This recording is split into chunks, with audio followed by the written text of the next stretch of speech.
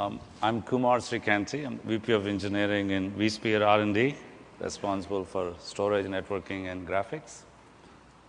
Jay Judkowitz. I'm responsible for storage product management at VMware. Thank you, Jay. This morning, you guys most of you must have seen the keynote speech.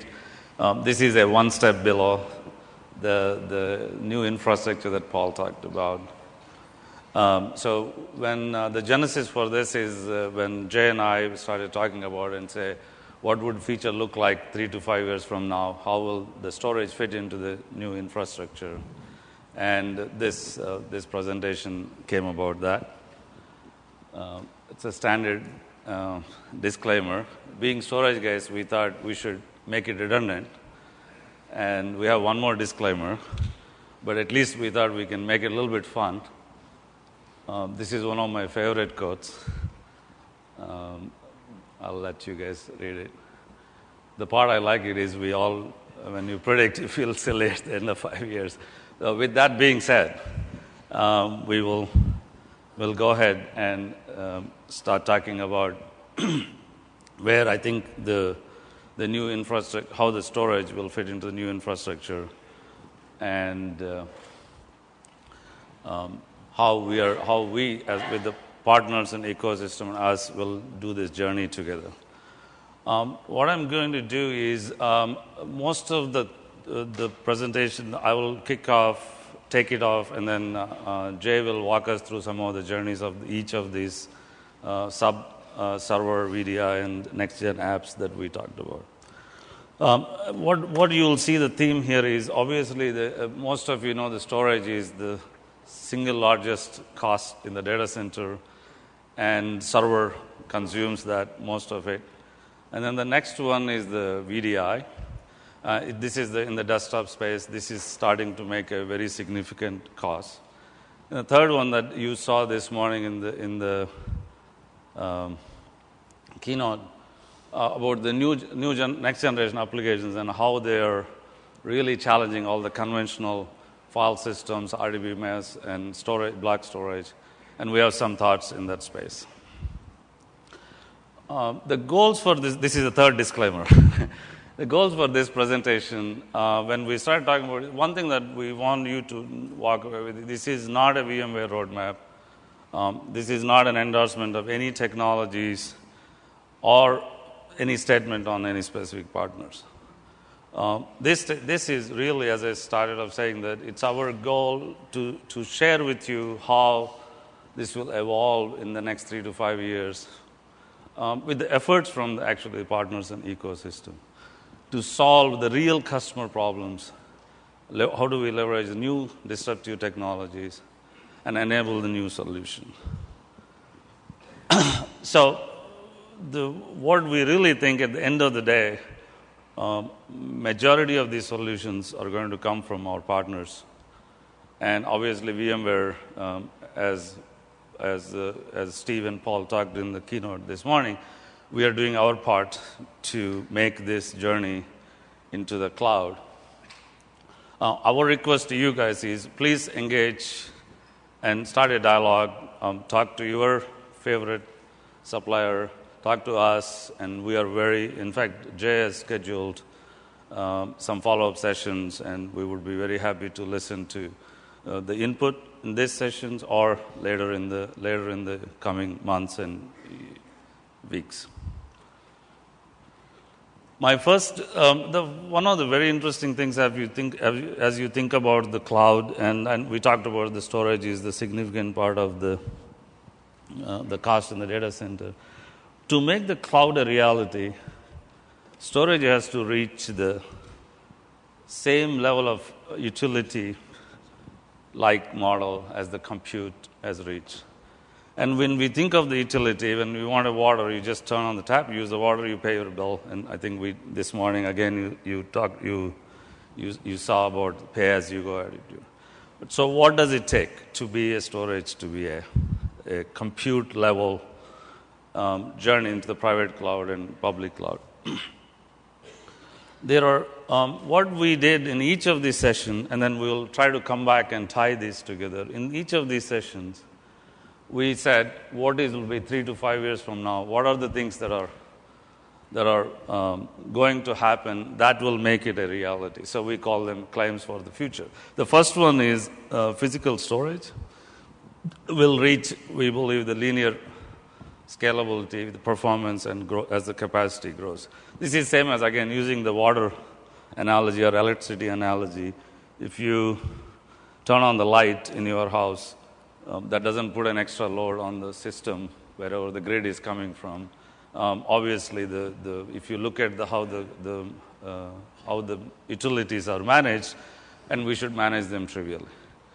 The second thing is, again, there's a theme this morning, if you guys have seen, is for us to reach that kind of a scalability in the performance, they have to be automated. You can't just, if you're talking about 100,000 VMs, or you're talking about provisioning storage for 100,000 VMs, manually you're prone to make mistakes. So you want to say, Jay is going to talk about some of these and say, this VM is red, this VM is gold, this VM is bronze, silver. We talked about it.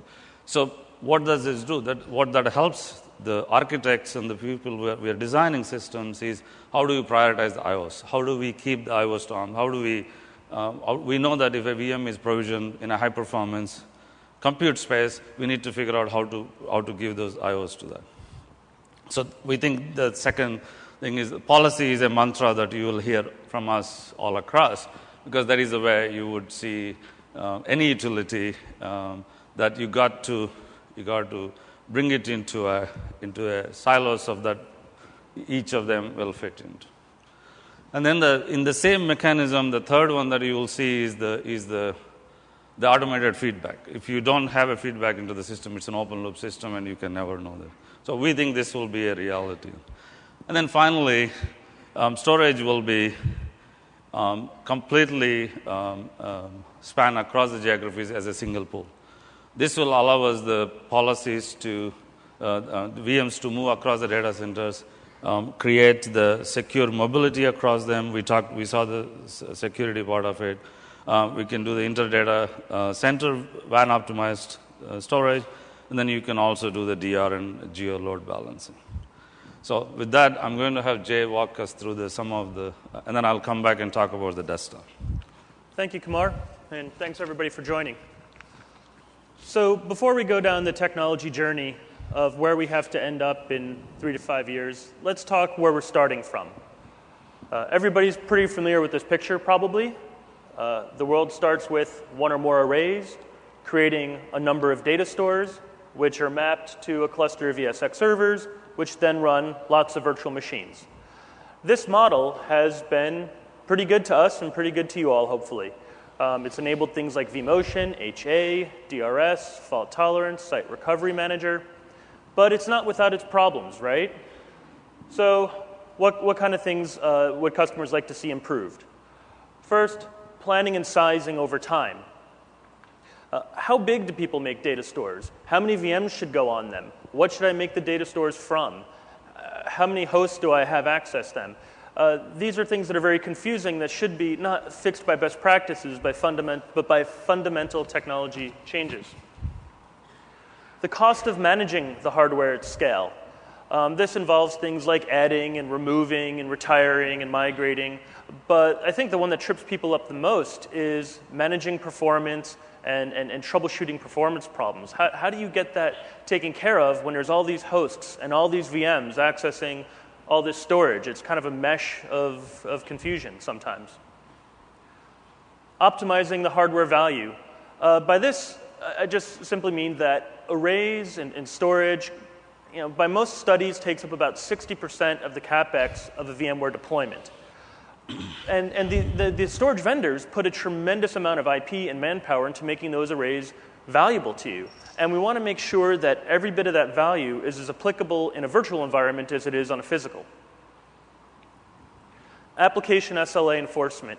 Kumar talked about this. When you get to a really big cloud, how do you know that each virtual machine gets exactly the performance, availability, and security that it needs, if there's appropriate compliance on that, chargeback, and that it doesn't get more or less than it deserves?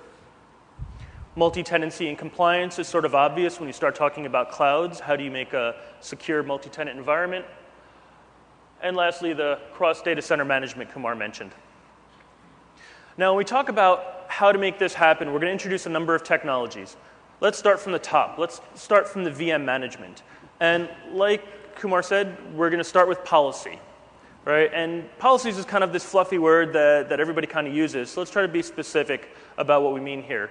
There's at least 3 layers of policy one can talk about. The first is more, which is not illustrated here, is kind of your infrastructure best practices. How do I make sure that nobody creates a VM on a data store that's more than 80% full? How do I make sure that database, log, and data volumes are on separate data stores? How do I make sure that a single app is within a consistency group and not across multiple? So those are sorts of things that could be automated at the vCenter level. Now the next one is the interesting level, is kind of the SLA enforcement. It goes beyond how do I prevent mistakes, but how do I make a really large enterprise or a cloud run with differentiated quality of service for each virtual machine? So for the sake of animation, I've picked 2 very simplistic, not terribly real-world policies, but the green one here says I need to be snapshotted every hour. The red one says I need to be replicated with no more than a 5-minute RPO.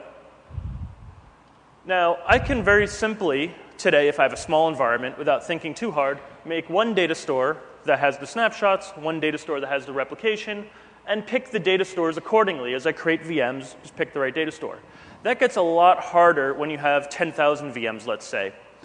So what we need to do is to be able to understand the capabilities of the data stores, have the user select for, what capabilities, what policies the VMs need, and then we can map that internally and make sure everything's placed correctly. So that's the level 2, is initial placement, quality of service assurance. Of course, with all the right feedback loops for compliance. The third level is managing this over time. It's one thing to make initial placement decisions, but it's another to say, okay, as I have 10,000 or 100,000 VMs aging, that I keep track of what changes need to happen. Oh, this can go to slower storage, or this now needs DR, or this should be archived away. Having meta policies that can change the VM definitions and thereby automatically change the placement is kind of the last level of policy, which is pretty important for making sure you don't have stale virtual machines taking up your tier 1 storage and the cost associated with that. So that's kind of managing the VM level with the policy. But let's talk about the storage itself. So today, like we said, there's a lot of cost involved in managing lots and lots of different data stores that have different capabilities, all mapped up into multiple clusters. But a lot of our storage partners are coming up with solutions to this, a set of things that we like to group under the rubric of scale-out storage. The idea is when I have an array, it can put out a data store. If I add more disk, it grows, keeps growing, keeps growing.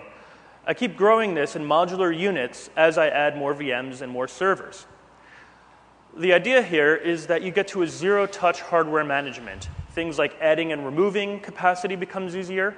It's got to be self-managing, self-healing, self-tuning, all these things that we always hear about. We want to make sure that the data is protected across multiple nodes, that if a component dies, that it automatically starts reprotecting elsewhere, and you just have to find the red blinky light and pull the component out. And like we talked about before, we got to make sure it's self-tuning. So when the performance gets out of whack because some component internally is getting hit too hard, you don't have to think about that. The system load balances automatically, moves the data around to spread that load out. And so this type of storage that can transparently hide the fact that there's all these different moving parts, hide it away from the VMware and from VMware administrators, is exactly what we need from the storage industry, and it's the path we see them going down.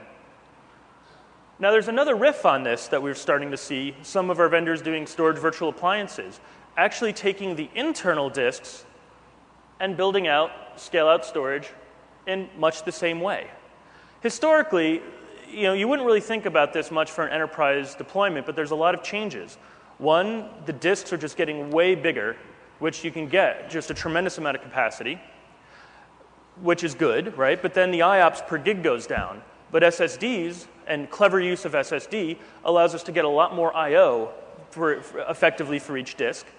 And then, of course, things like 10 gig E make it so that I can do all the cross-node protection over the network without worrying about network bottlenecks. Now, while we see this as both these as the way of the future, we don't see one as being better than the other. The one on the left, particularly good for an enterprise environment where customers are used to having server admins, storage admins. If there's a problem, you need to isolate it technologically, isolate it to a person and get it resolved. The one on the right may have more play in small business, branch office, or maybe some aggressive service providers because of the need to have low footprint, low power, and squeeze every last drop of cost out of the environment. Now, I did a kind of a funny thing with those last two slides. On the first slide, I said VM placement decisions have to be based on the data store capabilities, implying there's lots of different data stores to choose from. In the second slide, I said all your storage should be in one big data store. All the different quality of service, all the different performance, all the different protections. I can't have both at the same time, right? The way we need to square that circle between us and the storage industry is to say that these scale-out data stores are aware of virtual machines, that they understand what a VMDK is and store it as a first-class object. Next, that they understand the policy designations. We have to have a common agreed-upon set of policy definitions that the storage can interpret. And then the storage has to be able to enforce that policy and provide the feedback loops up into the management tools. This is the key to tying together the VM policy-based management and the scale-out storage. Oh, sorry, I blew up for my own animation there. So the VMs, so you see the storage snapshotting the green VMs and the green VMs only, not the whole scale-out store, and it replicated each red VM, not replicating the whole store, right? So that's the idea, is per VM enforcement. Now, the other thing you got to have on the scale-out stores is, of course, multi-tenancy. If I'm going to build a big cloud with multiple internal tenants or external customers, I don't have the air gapping I used to have. These LUNs belong to me, and those LUNs belong to Kumar, right? So I need to have virtual overlays to provide the security. And you kind of see the genesis of this with vCloud Director, with the virtual data centers, and the vShield products. And besides having a logical isolation, if somebody, which should keep people from seeing each other's stuff, if somebody does get access to someone else's VMs, you want them to not boot. And so for that, we want to have an encryption. So the blue guy tried to turn on a blue VM, it all worked. But orange guy tries to turn on the blue guy's VM, doesn't work because of the encryption. He didn't have the right key. This is also important for people who start talking about, do you trust a cloud service provider or not? On the very unlikely worst case scenario of a cloud admin himself trying to steal your data, you need that to be encrypted so that can't be, obviously can't be stolen. The last part of the server vision, as Kumar was talking about, is the cross-site management, right? I have secure, multi-tenant, policy-enabled, scale-out data stores per site, as we've talked about for up to now. But let's stretch that across sites and see what we need to have happen. Let's look at it from the perspective of one VM, this orange guy. So he's got one logical copy in the multi-site pool, and he's got a physical copy sitting on the left side, predictably near its own compute resources. Now, we talked about how scale-out data stores have to do load balancing and performance management on their own. So I've got to be topologically aware. Just because I have access to all that storage behind that big data store doesn't mean I want to use it. So when I load balance, I'm just moving this VM nearby, keeping it near the compute. But when I want to do DR, I'd also better be topologically aware and send the copy as far away as I can get it so that I don't create single point of failure on my site. And this is different from today's replication in that I don't have two different entities that I have to link together with, say, Site Recovery Manager, but I've got one entity that happens to have two copies. Now, this is pretty important when I try to do, let's say, a long-distance migration. What I want to do, I want to just move the memory and have it accessing the copy on the right and having all its changes sent to the left as the DR copy. And this is critical for things like planned outage prevention, because you could do planned data center maintenance, if you could do data center consolidations, data center migrations. And it's pretty cool because today, everybody here probably pays for DR, and you get nothing for it unless a meteor hits your building. What this allows you to do is get the value out of that. You get these planned migrations, you get the load balancing without having to get hit by a meteor, which is a pretty cool way to take advantage of that, of the money you've invested in that. So that's the server story, and I'm going to hand it back over to introduce desktop. Thanks, Jay. So we talked about the server, and there's a storm brewing underneath us on the VDI space, and you guys saw this morning Steve's presentation. It's putting a very interesting pressure on the back-end server technologies, but it is a little bit different in the sense all the data that we talked about on the server side is clearly backing up replication, copies, keeping the data centers up. But the load patterns that the desktop puts on these systems are quite different. So the very important thing is, even though the consolidation ratio is a key factor in the VDI space, there are other things like security, I/O performance, handling I/O storms, keeping the policy-based driven VDI implementations is causing a lot of interesting challenges for the customers. So our claims for the future is the first foremost, just like the server, the total cost of the virtual desktop storage will be same or even cheaper than physical storage. This is and the reason for this is twofold. One is first of all, why is it more expensive? You take a 200 gigabyte laptop drive, and you give a 200 gigabyte allocation on the server that needs to be now copied, at least 2 copies and a backup and snapshots and all these things add, and then the serviceability of, and then as someone said this morning, for every dollar you spend $6 or $8 on OpEx cost of it. So now the management of the storage for virtualized desktop will become simpler with all the things that we talked about. And the second one is the scale. Virtual desktop storage by this time will handle all the I/O storms that are either boot storms or whole company is seeing the CEO's all hands speech on the desktops. And then the second thing that will happen in this time frame is the linear scalability of the VMs. You can't, whether your 10th VM to your 100,000th VM will be of the same caliber, as easy and as inexpensive as it is.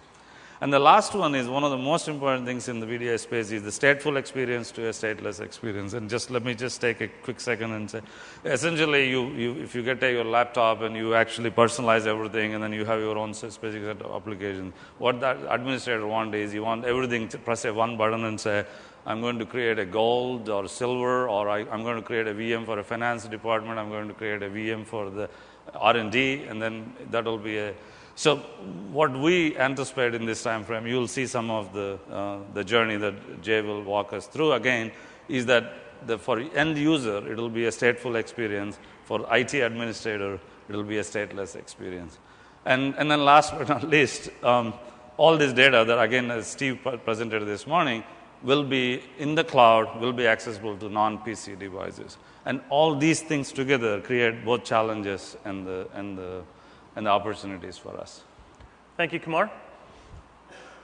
So like the last time, before we go into the new technologies people would want to see, let's discuss where we are first.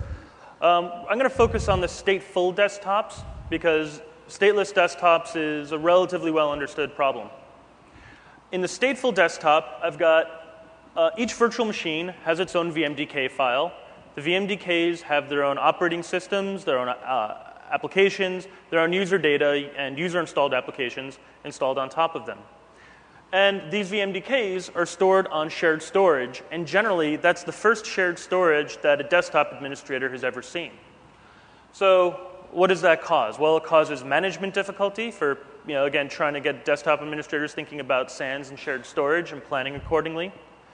Time to set up your initial install, right? A VDI deployment is very different from a typical desktop, physical desktop deployment. Capital cost is there, although the storage vendors have done a very good job of late, and there's probably a lot of announcements here at VMworld about how they're lowering the cost per desktop. That's still a concern for customers and a fairly big obstacle to VDI deployment. Performance is an issue. There's read storms and write storms. A lot of good work has gone on here as well. Caching and better use of SSDs in the arrays, as well as things like RTO profiles, shortening startup times, and our vShield, taking off some of the AV load off. So performance is getting better, but there's things we've got to do in the storage as well. Scaling deployments becomes a challenge. Once you've figured out these performance issues and you've perfectly sized your environment, how do I now grow that from 10 VMs to 100 VMs to 1,000 VMs without overloading that single system and making that a bottleneck? And lastly, image management, which isn't strictly a storage problem, but I think it kind of touches on storage in interesting ways. How do I make sure I can patch thousands of VMs in one shot while still keeping a stateful experience, right? While still not destroying the customer personalizations. Okay, so let's knock these problems off one at a time. First, there needs to be some sort of space savings technology, and you're starting to see this in the arrays, both with stuff that's already released and with acquisitions in the storage industry of late. There's a number of strategies they've taken. There's compression, which just shrinks every file down as much as it can. There's deduplication, which I've animated here, splits every virtual disk up into a number of blocks, and then figures out what blocks are common and only stores those once. For each technology, you could do things either in-band, which is more expensive on the compute side, but it gets you a steady disk usage, or out-of-band, which is easier because you can do everything offline, but now your disk kind of accordions. Everybody patches, you get bigger, and then the post-processing shrinks it. So your capacity planning changes. You have to plan not just for your end state, but your intermediate states as well. And this is a technology that we expect to continue evolving from the storage vendors, and I'm sure everybody here is looking at who's got a VDI deployment. But taking that a step further, what if instead of looking at these VMDKs as black boxes, what if we look at what's in them and try to pull apart what's in them and be more effective about how we store these pieces? And you see VMware is kind of already on a route with that, right? If you look at what ThinApp does in terms of pulling applications out that don't need to be in the image, with RTO pulling the profiles out and moving that somewhere else, trying to get rid of some of the parts of these images. But here's just a total logical extreme end that you can take this to. You could completely disassemble the VMDK, potentially, and make every VM just a pointer to a bunch of packages, which are each installed only once on the storage. A Windows package, some common applications, some user, and then maybe one package for each user's customization. And then as you boot the VM, it kind of composes this all, or layers it like maybe a Photoshop image. And every time you boot, you get the latest version of all these applications overlaid on top of each other. Now, you can see how that might save on space, but like I said, this is more of an image management technology than a space technology. You can see the power of this model where, let's say I want to get rid of Service Pack 1 and make it Service Pack 2. I get a Service Pack 2 install, change everybody's pointers, and the next time everybody boots, boom, Service Pack 2 is installed without disrupting the end user state.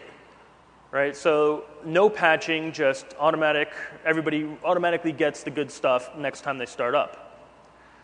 Now, this probably sounds a little bit too good to be true, right? I mean, no patch management, no storage, great, wonderful. So obviously anything that sounds that promising, there's potential drawbacks and things that have to be worked out in the technology. It's not quite clear that this will work for all applications. Everybody knows about DLL, hell, and as you try to overlay these different applications, will they conflict? Also, it's not clear that it's a good user experience to need to reboot for all the updates, because remember the updates happen outside of the VM and need to be rebooted to be taken into account. But we think this is a pretty promising technology that you and we should look into more.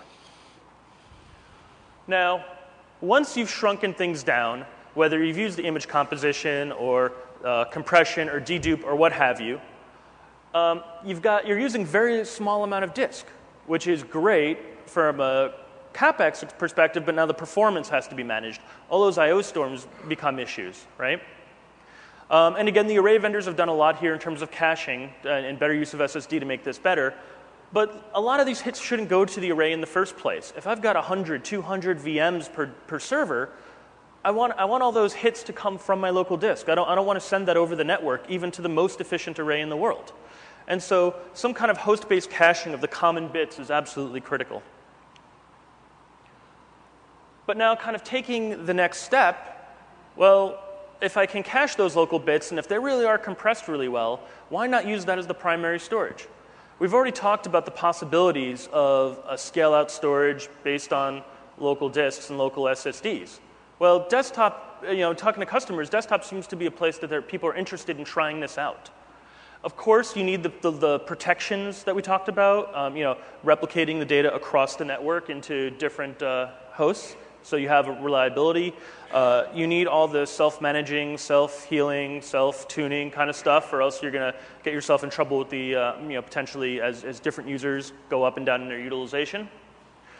And you'll probably need some optimizations. Like Vue 4.5 is pretty smart about taking care of swap files and doing special things with them. Well, my swap files, I wouldn't want to replicate because they're useless after the host reboots anyway, and also I don't want to take all that I/O and send it over the network if it's not getting any additional availability. So maybe I'll separate that out and make sure it's always local to the VM. Now, if I do this, yes, cost is a benefit, and cost is an important part of anybody's VDI calculations, but there's another thing, is you're going for the linear scalability. The idea is that going from proof of concept to a complete deployment, I want to do that really easily.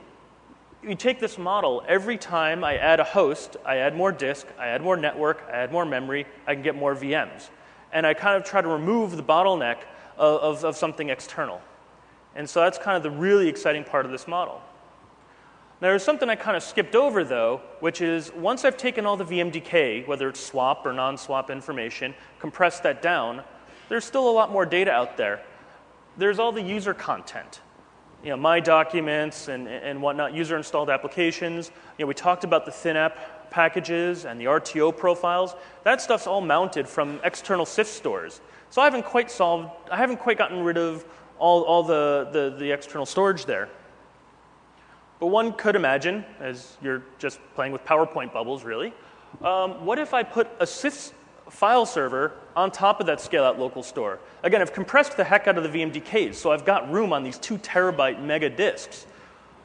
I could have a CIFS store, again, scale out, so the VMs are getting their data, their boot information directly over the storage, virtual storage stack, but then getting their user information and the RTO profiles and the ThinApp packages over the virtual network stack and back through the CIFS VM on top of that same scale-out store.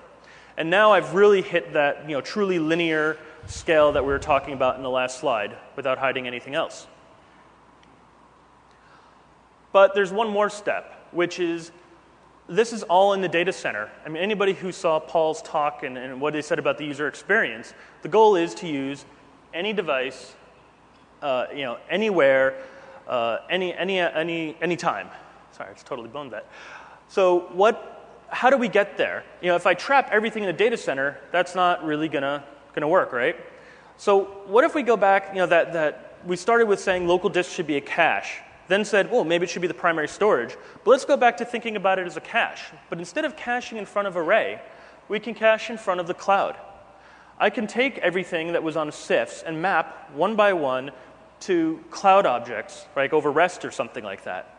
And now that that's in the cloud, I can take all of these PDAs, my iPads, my iPods, and if I've got the right desktop applications, access all of my files, all of my applications remotely from the cloud. Obviously, you've got to overlay the right security on top of it, make sure you're only getting to your stuff. But now, I have, again, any user, any device, any place, any time. And that, again, we think needs to be really enabled through the storage stack, among other parts. So that's the desktop part of the storage talk, and Kumar, applications. Yeah, this is the third part of our review, and then I'll talk a little bit about it, and Jay will again walk us through what it will be, and then I come back and we'll see if we can stitch these together. This is the most fun part, right? If you really think about it, I just give you an example. There is an app, if I tell the name, you'll probably know or you'll recognize it. It has 500 million users. And they were doing 100 meta reads for one data read. So on a traditional file system. Why do I want to do 100 meta reads? Because you implement it on a conventional NFS, CIFS, or a POSIX file system. So if you really think about it, what is happening with all the new apps is they're architecting at this cloud level, at scale-out level, right from the architecture. They're challenging all the assumptions that we have made for the last 50 years in the computing industry, block, file, then say, what about, so you must have heard about blob, key-value pairs, and there is HDFS, there's all sorts of things that are coming. So this is challenging the conventional, and it's a very fun part. In fact, you will see some of this is a very forward-looking as we think. This morning, those of you who've seen Paul's session, he made the two operating systems go back. That's precisely what is happening, is that there is a new application platform, and applications want to talk to directly. I don't want to go through the filter drivers or the POSIX thing. So here are the three things that we think pretty clear to this. The applications are changing, and in fact, they already change. We see the Spring as a platform. They don't want to talk to regular file, flat file, or RDBMS. They want different data types. And then if you look at all the estimates, the data is growing in the non-conventional areas. In fact, by some estimates, it's like something like one estimate I said like 70% of the data is going to be outside of the so-called conventional things. And then the last one that is interesting, and we saw this morning, is they are creating a very interesting problem space and say, how do you back up these up? In fact, we have a couple of slides we talked to you about how to back up these. They're challenging. They don't want to go through OS file system, app code, this whole tight integration. They want to directly control their data. They want to do their message queuing. They want to know how that data can be backed up as a holistic thing, not as you have 10 applications talking to a disk, and now you back up the disk. But when you want to restore it, you have to go to the disk level. So this is something that we have a couple of examples, and then we will see if we can get all these pieces explained to you together. Thank you again, Kumar. So everything we talked about on the server and desktop side kind of had a common assumption. A VMDK is a useful thing that has the operating system, the application, and the data all installed in it, and if I provide a great way of storing that VMDK and provide the right value-added services through policy and replication and snapshotting, that all our storage problems will be solved. But that's not really a VMware point of view. That's something that's dictated by the way applications have historically been written. And as the applications change, our assumptions on how to add value in the storage stack has to change. So let's take a very, very quick tour of x86 applications. We're not going to go all the way back to mainframe. We'll start from the PC. Historically, I've got one app on one server on one disk with one user. Very, very simple model. Terrible for business, right? You don't have multiple users on the same application, and you have this distributed set of apps that people have to walk over to fix. Very quickly, we got to the client-server model, right? Which says, I'm going to centralize my server in a data center, so that could be managed by professional IT staff. I'm going to have networking, TCP/IP and client-server applications, so I can have multiple users on the same business app. Multiple apps, same thing. And then there's an optimization on top of that where I can pull out the storage and centralize that for professional storage staff, right? So now I have SANs and NAS. And this was pretty good for a while, but there's a couple of difficult problems here. One is the scalability of the application itself. It's only going to scale as big as that server. If I have a very successful app with a zillion users, I'm not going to be able to scale it. I can try clustering it based on this shared storage model, but the traditional models of handing off LUNs over the network to each app was very hard to hand off. And so clustering was hard to scale, and in terms of availability, it sometimes created more downtime than it prevented. And so this is where we kind of sat in that world. Now, the next world here is a scale-out application. So we say, okay, well, let's rethink the application. Let's, instead of thinking of that as just one app per server, let's make these stateless applications where I can have a number of them all clustered together, managed by a load balancer. The more users I add, the more servers I can add, the more app instances I can add, and it just grows. And that's great. Solved a lot of problems, but it didn't really solve the data problem, because all I did was I moved the server scalability problem down into the stack. All those servers need to access the same piece of shared storage. Now, the shared storage, there's a couple problems here. One, it's not targeted to the application developer, right? It's targeted to IT people, right? It's like NFS and RDBMS, so people are sitting there, application developers are having to lay out table spaces and manage files and directories and file formats. And that's not really what they want to be doing. They want to be creating apps. And on top of that, the scalability problem just moved down. As big as a single database could get in terms of its I/O, that's how much I could scale the app. Even though the app theoretically could scale to 1 million instances, I'm only hitting the same shared database. I'm hitting the same shared file store. And so, again, the scalability problems are there. And on top of that, I've got this proliferation. Every time I do a new app, I've got a new database, a new file share, and I've got to manage that all across all these different apps. So what happened next? A bunch of people came up and said, we should make much more developer-friendly data services. Not storage, but data services, where I can access, as a developer, this stuff directly. Right? If I want to store a file on Facebook or SmugMug, I just say, here's a file, here's a picture, stick it in the blob store, give me the blob key, and that's it. I'm done with it, right? Don't make me make a file and directory for it. Similarly with key-value pairs. I'm going to store that key-value pair directly into the key-value service. I'm not going to go create files with tables and rows to make that happen. Same with NoSQL, message queues, HDFS for high-performance computing, and so on. Now, because this kind of grew up in sort of a certain cloud kind of environment, resources on demand for the developer, you kind of got to a data on demand model that was actually really good at being very scalable. A lot of these scale out concepts that we talked about in the server world actually are into play with a lot of these services. Like if you go to Amazon or Google or Azure, right, you have these scale out services for these different data types. And the aggregate performance is actually really high, right? You could get many, many, many apps hitting this scale out service and it just works. The problem is you wind up with actually very poor performance on any individual transaction. So how do you handle that? Caching. So I'm not talking about caching like the array caching, but caching at the application level.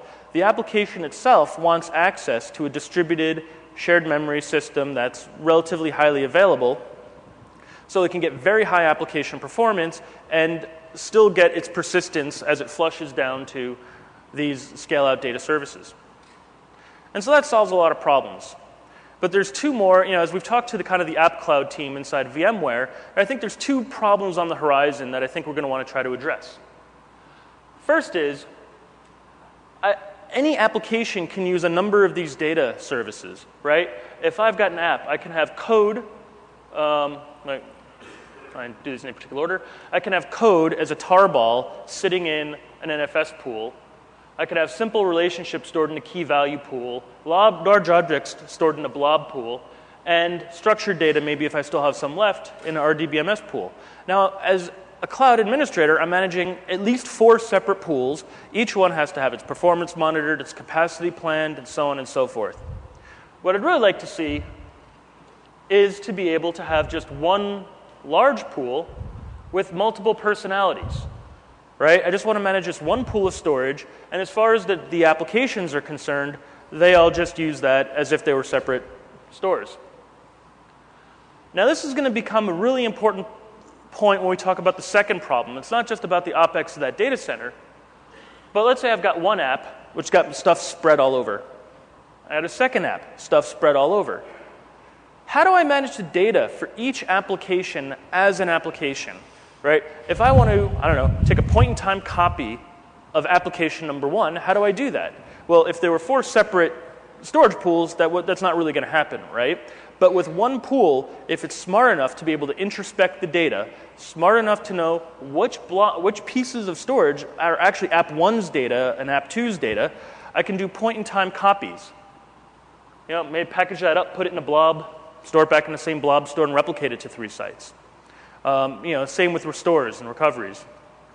And so that's the fundamental shift we have to make, to stop thinking about storage, but start thinking about applications and data, and be able to do operations across whole clustered apps with leveraging multiple data services.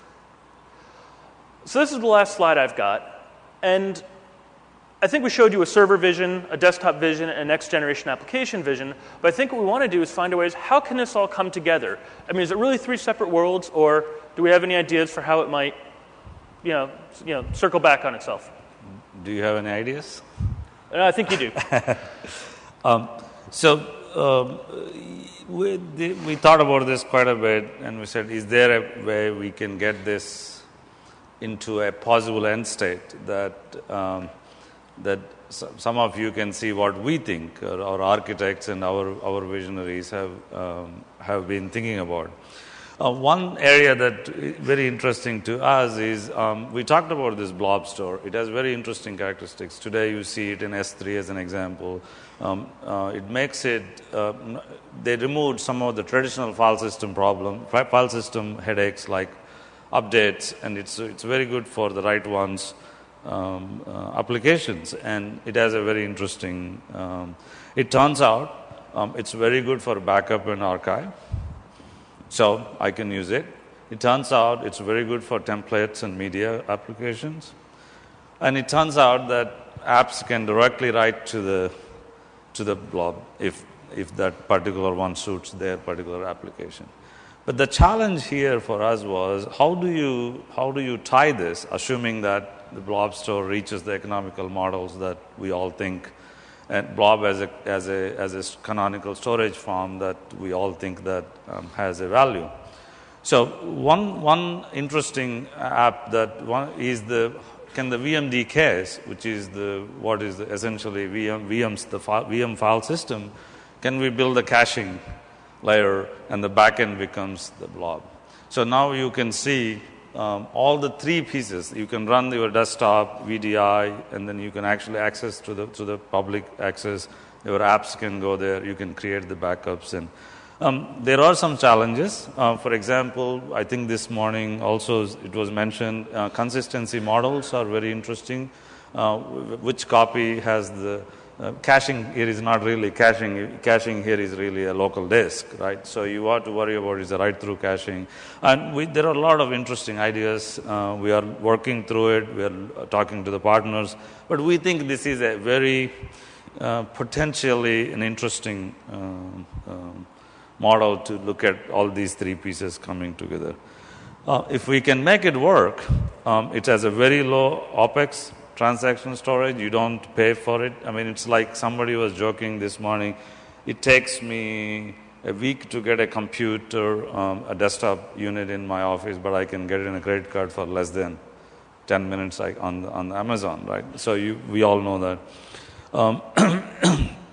And the second one is that it has a built-in data protection. I always said, when you store in S3, for example, you have a built-in disaster recovery, right? Your chances of your data center or your office and S3 in the same place. And then they have features like your automatic tiering, for example. You have a local and then you have a remote copy. In this model, you could see the storage becoming really an utility model. I think now we are done.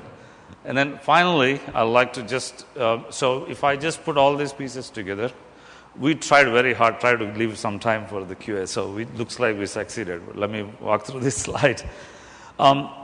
We've given you a whirlwind tour of all the things that we have been thinking about. But in the end, using the cloud concepts and then this massive server and desktop virtualization deployments, we can reach the much less expense and then much simpler to operate. And then I think the next generation apps will continue to challenge us with more and more. In fact, I've seen like 3 different databases, new type of databases, and their requirement and how their storage challenges us. And then finally, one vision that we see, as you saw the blob storage example we gave, is we see the on-site and off-site storage. Multiple data centers spanning across the data centers, almost coming to a elimination of the OpEx. It's completely increases your agility to you don't have to worry about I ran out of the storage in this one, but I need to worry about this one. And then finally, we have to see that the application management has to become holistic. And we can't say we back you up on our file system, but application has to worry about it. So finally, our request to you guys, and Jay is going to talk about this as well. Our goal in doing this is we really want to reach out to the partners and ecosystem, customers who are interested, and have a dialogue. Thank you very much. I hope you guys have as much fun as we had making this presentation.